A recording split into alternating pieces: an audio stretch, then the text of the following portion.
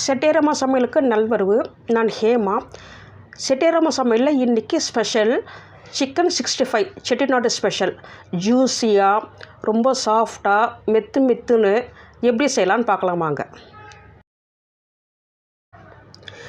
நான் இன்றைக்கி ஒரு 250 கிராம் சிக்கன் எடுத்திருக்கேன். Boneless chicken. இந்த மாதிரி சின்னதாக கட் பண்ணிக்கணுங்க. சின்னதாக கட் பண்ணாக்கா நம்மளுக்கு சிக்கன் நல்லா சீக்கிரமாக வேகும். அதே நேரத்தில் நல்லா டேஸ்ட்டாகவும் நல்லா ஜூஸியாக இருக்கும். நம்ம போகிற அந்த மசாலா அது இறங்கி ரொம்ப நல்லா ஜூஸியாகவே இருக்கும். இது மாதிரி சின்னதாக நம்ம கட் பண்ணிக்கிறோம். நம்ம இதுக்கு போட வேண்டிய பொருட்கள்லாம் என்னென்னு பார்க்கலாம். இது ஆக்சுவலாக இது செட்டிநாடு ஸ்பெஷல். இது நான் எப்போவுமே இந்த மாதிரி தான் செய்வேன். நான் முட்டை ஒரு முட்டை, இது முழு முட்டை அப்படியே இது ஊற்றிக்கிறோம். இது நெக்ஸ்ட்டு கார்ன்ஃப்ளவர் கரெக்டாக 2 ஸ்பூன் எடுத்திருக்கேன். அதில் கொஞ்சோண்டு கேசரி பவுடர் ஆட் பண்ணியிருக்கேன். தேவைன்னாக்கா அப்புறம் நம்ம மிக்ஸ் பண்ணிக்கலாம். நம்ம கலரை பார்த்து நம்ம மிக்ஸ் பண்ணிக்கலாம். நம்ம நெக்ஸ்ட்டு இஞ்சி பூண்டு பேஸ்ட்டு ஒரு 1.5 ஸ்பூன் எடுத்திருக்கேன். புளிச்ச கட்டி தயிருங்க. ஒரு நாள் புளிச்ச தயிர். ஏன்னா நான் வினிகரோ இல்லை லெமனோ சேர்க்க போகிறதில்ல. அதுபோல் தயிர் மட்டும் தான் சேர்க்குறேன். நல்லா ஒரு நாள் புளிச்ச தயிர். சப்போஸ் நீங்கள் புளிக்காத தயிர் அப்படின்னாக்கா நீங்கள் லெமன் வினிகர் சேர்த்துக்கலாம். இது 1.5 ஸ்பூன் வெறும் தனி மிளகாய் பொடி அண்ட் 1/2 ஸ்பூன் தனியாக 1/4 ஸ்பூன் மஞ்சள் பொடி. மஞ்சள் பொடி செட்டிநாடு சமையல் சேர்க்க மாட்டாங்க. இருந்தாலும் கலருக்காக கொஞ்சமாக சேர்த்துக்கிறேன். 1/4 ஸ்பூன் விட ரொம்ப கம்மி தான். நெக்ஸ்ட்டு தேவையான அளவு உப்பு, தூள் உப்பு சேர்த்துக்கிறேன்.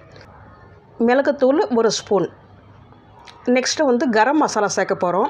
கரம் மசாலா ஹோம்மேட் கரம் மசாலா. இதில் ஜாதிக்காய், ஜாதிபத்திரி எல்லாம் போட்டு அரைச்சிருக்கேன். அது ஒரு 1/2 ஸ்பூன். இப்போ நல்லாவே மிக்ஸ் பண்ணிக்கலாங்க. கலர் கொஞ்சம் பத்தலை, அதனால் கேசரி பவுடர் கொஞ்சம் சேர்த்துக்கிறேன். கடையிலலாம் ஃபுட் கலர் ரெட் கலர் சேர்ப்பாங்க. அது கொஞ்சம் பார்க்கறதுக்கு ரொம்ப டார்க்காக இருக்கும். உங்களுக்கு தேவைன்னா அது சேர்த்துக்கலாம் நீங்கள். அதுவும் நல்லா தான் இருக்கும். பார்க்கறதுக்கு ரொம்பவே டார்க்காக இருக்கும். போட்டு நல்லாவே மிக்ஸ் பண்ணிக்கிறேங்க. இந்த நேரத்தில் உப்பு காரம் அதெல்லாம் கொஞ்சம் டேஸ்ட் பண்ணுங்கள். காரம் பத்தலைனாக்கா சில்லி பவுடர் கொஞ்சம் ஆட் பண்ணிக்கலாம். தேவையான காரத்துக்கு சில்லி பவுடர், அப்படி இல்லைன்னா இஞ்சி பூண்டு பேஸ்ட்டு, மிளகு பொடி, உங்களுக்கு என்ன தேவையோ நீங்கள் கொஞ்சம் சேர்த்துக்கலாம். இல்லை உங்களுக்கு தனிப்பட்ட முறையில் எது உங்களுக்கு டேஸ்ட் அதிகமாக பிடிக்குமோ அதை மிக்ஸ் பண்ணிக்கலாம் காரத்துக்காக. நான் கொஞ்சம் மிளகாத்தூள் கொஞ்சம் எக்ஸ்ட்ரா சேர்த்துக்கிறேங்க. ஏன்னா மிளகாய் காரம் ரொம்ப பிடிக்கும் எனக்கு. போட்டு நல்லாவே மிக்ஸ் பண்ணிவிட்டு இது ஒரு 30 நிமிஷம் நல்லாவே ஊற வைக்கணும். ஃப்ரிட்ஜில் வச்சாலும் வைக்கலாம், இல்லை வெளியே வச்சாலும் ஒரு 30 நிமிஷத்துக்கு நல்லாவே ஊறணும். அப்போ ரொம்ப நான் ஜூஸ்லாம் உள்ளே அந்த சிக்கனுக்குள்ளே நல்லாவே இறங்கும். இந்த மாதிரி கடாயில் ரீஃபண்ட் ஆயில் இல்லை கடலை எண்ணெய், எது உங்களுக்கு எந்த எண்ணெய் உங்களுக்கு தேவையோ அதை விட்டுக்கலாம். உங்களுக்கு நல்லா நிறையவே விட்டுக்கோங்க. நல்லாவே காயட்டும். எண்ணெய் போடுறதுக்கு முன்னாடி நல்லா காயணும். எப்போ நம்ம 65 அதில் போடுறோமோ அப்போ மீடியம் ஃப்ளேமில் நம்ம வச்சிடணும். அப்போ தான் நல்லா நிதானமாக நல்லா வேகுங்க. இப்போ பாருங்கள், இது எவ்வளோ நல்லா ஜூஸியாக ஒரு 30 நிமிஷத்துக்கு நல்லா ஊறி இருக்குது பாருங்கள். இப்போ எண்ணெய் நல்லா காஞ்சப்புறம் ஒவ்வொரு பீஸாக தனித்தனியாக போடுறோம். மீடியம் ஃப்ளேமில் வச்சாக்கா நம்மளுக்கு நல்லா ஒரு மாதிரி கோல்டன் ப்ரௌனில் வரும். அதே நேரத்தில் உள்ளவும் நல்லா வேகும் உங்களுக்கு. இதே ஹையாக வச்சாக்கா மேலே மட்டும் நல்லா வெந்துடும், உள்ளே வேகவே வேகாது. இது மாதிரி சின்ன பீஸாக போட்டுக்கிட்டாக்கா ஈவனாக நல்லா வேகுங்க. எல்லாம் பீஸும் ஒரே மாதிரி சைஸில் இருக்கணும். அப்போ தான் எல்லாம் பர்ஃபெக்டாக ஒரே ஈவனாக நல்லா வேகும். மேலே நல்லா செவந்த நல்லா ஒரு பார்க்கறதுக்கும் ரொம்ப நல்லாயிருக்கும். இது மாதிரி எல்லாம் அந்த பீசஸும் போட்டு நான் எடுத்துக்கிறேங்க. நான் இப்போது ஹையில் வைக்கவே கூடாது ஒரு போதும். எப்போ மீடியம்லேயே இருக்கணும்.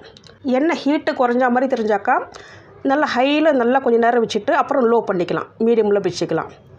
அது நிறைய பண்ணுறவங்களுக்கு தான். இது மாதிரி ஒரு 1/4 கிலோ பண்ணுறவங்களுக்குலாம் தேவையில்லை. ஒரு 2 கிலோ 3 கிலோ பண்ணுறவங்களுக்குலாம் அடிக்கடி எண்ணெய் நல்லா ஹீட் பண்ணிவிட்டு அப்புறம் லோ ஃப்ளேமில் வச்சுக்கணும், இல்லை மீடியமில் வச்சுக்கணும். பாருங்கள் எவ்வளோ நல்லா வந்திருக்கு பாருங்கள். நல்லா வெந்திருக்கு பாருங்கள். கலரும் நம்மளுக்கு நல்லாவே வந்திருக்கு. இதே ரெட் கலர் போட்டாக்கா ரொம்ப டார்க்காக இருக்கும் பார்க்கறதுக்கு. எண்ணெயும் கலராகிடும். அப்புறம் எதுக்குமே அந்த எண்ணெய் யூஸ் பண்ணவே பிடிக்காது. இது அதுக்காக அந்த கலர் நான் கொஞ்சம் கம்மியாக போட்டேன் நான். அது இல்லாமல் மஞ்சத்தூள் வேறு சேர்த்துருக்கேன் நான். ஆக்சுவலாக செட்டிநாடு சமையல் மஞ்சத்தூள்ன்றது சேர்க்கவே மாட்டாங்க. சரி நம்ம கேசரி பவுடர் கொஞ்சம் தவிர்க்கணும் அப்படின்றதுக்காக கொஞ்சோண்டு போட்டேன் நான். இந்த மாதிரி எல்லாமே எடுத்து வச்சுக்கிறேங்க. சில பேர் வந்து கடலை மாவுலாம் சேர்ப்பாங்க. இது கூட கடலை மாவு, அப்புறம் மைதா மாவு அந்த மாதிரிலாம் கூட சேர்ப்பாங்க. கடையில் விற்கிற சிக்கன் 65 அதுவும் சேர்ப்பாங்க. ஏன்னா அது ரொம்ப காசு, ரொம்ப விலை அதிகமாக இருக்குது. சின்ன கொஞ்சம் தான் இருக்குது, அது போய் வந்து 10 ரூபா சொல்கிறாங்க. அதோட நம்ம வீட்லேயே வந்து நல்லா செஞ்சுக்கலாம். நம்ம கார்ன்ஃப்ளவர் போட்டு மீனி மசாலா போட்டு செஞ்சாலும் அதுதான் அது. அதெல்லாம் எக்ஸ்ட்ரானாக்கா வந்து பூண்டு பவுடர், அப்புறம் வந்து அந்த தக்காளி பவுடர் இருக்குது, டொமேட்டோ பவுடர் அது சேர்ப்பாங்க. அப்புறம் ஆனியன் பவுட்ரு அதுதான் வந்து மிக்ஸ் பண்ணுறாங்க எக்ஸ்ட்ராவாக. அதில் கடையில் விற்கிற சிக்கன் 65 மசாலாவில் அதுதான் இருக்குது எக்ஸ்ட்ராவாக. இது நம்மளுக்கு அந்த மாதிரிலாம் வந்து ஒரு பேஸ்ட் மாதிரி போட்டாக்கா ஒரு மாதிரி சொதன்னு ஆகிடும், நம்மளுக்கு வராது இல்லைங்களா. அதனால் பவுடராக செஞ்சு ஒன்றாக்கா நம்ம வந்து தனியாக வச்சுருந்து இந்த மாதிரி வந்து மிக்ஸ் பண்ணிக்கலாம் வேணுனாக்கா. அதுக்கெலாம் ரொம்ப லேட் ஆகும், ப்ராசஸ் ரொம்ப அதிகம் அதுக்கு. அதனால் இப்போதைக்கு வந்து அது வேலைக்கு ஆகாது. அதனால் இருக்க மசாலாவே போதும், ஹோம்மேடு மசாலா என்னவோ அதுவே போதும் நம்மளுக்கு. நான் இந்த மாதிரி மீடியம் ஃப்ளேமில் வந்து எல்லாமே வந்து நான் எடுத்துக்கிட்டேங்க. நான் பார்க்கறதுக்கு ரொம்ப நல்லா இருக்குது, நல்லா பர்ஃபெக்டாக நல்லாவே வந்தது. எப்போவும் எனக்கு இது மாதிரி தான் வரும், எனக்கு செஞ்சாக்கா இது மாதிரி தான் செய்வேன் நான். பாருங்கள், இது அப்படியே பாருங்கள், அழகாக வந்து பிரிச்சு காமிச்சில் எவ்வளோ நல்லா இருக்குது பாருங்கள். எவ்வளோ பாருங்களேன், ஒரு மாதிரி ஜூஸியாக இருக்குது பாருங்கள். முன்னே நீங்கள் 1 ஹவர் கூட வைக்கலாம். 1 ஹவர் வைக்கிற மாதிரி இருந்தாக்கா நீங்கள் வந்து ஃப்ரிட்ஜுக்குள்ளே வைக்கணும், நீங்கள் வெளியே வைக்க தேவையில்லை. பாருங்கள் எவ்வளோ மெத்துன்னு இருக்குது பாருங்கள். பாருங்கள் எவ்வளோ நல்லா இருக்குது பாருங்கள் சாப்பிட்றதுக்கு. இதாங்க இந்த ரெசிபி உங்களுக்கு பிடிச்சிருந்தாக்கா செட்டியாரம்மா சமையலுக்கு ஒரு லைக் ஒன்று கொடுத்துட்டு சப்ஸ்கிரைப் பண்ணுங்கள். தேங்க்யூ.